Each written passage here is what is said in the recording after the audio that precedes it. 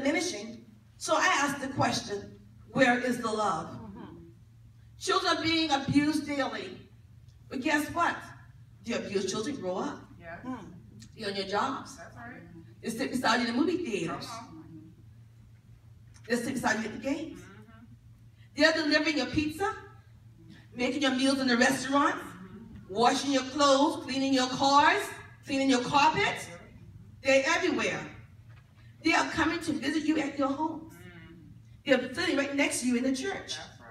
They're singing in the choir, ushering you in at the door, greeting you at the door, and preaching to you behind the pulpit. Come on now. Where are the children? The abused child is everywhere. He or she could be your teacher. He or she could be your neighbor, your family member, or a friend. Yes, many of us have been abused, hurt, broken, and need restoration.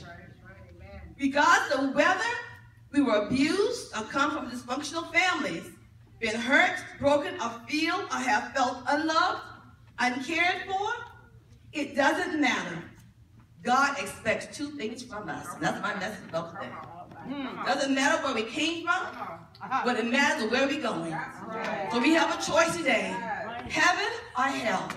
And it takes two things to get us there. We have to forgive and we have to love. And you cannot love without forgiveness. A lot of times we can say, I love you, but in our heart, there is still that bitter, anger feeling. We have not released it and we have not let it go.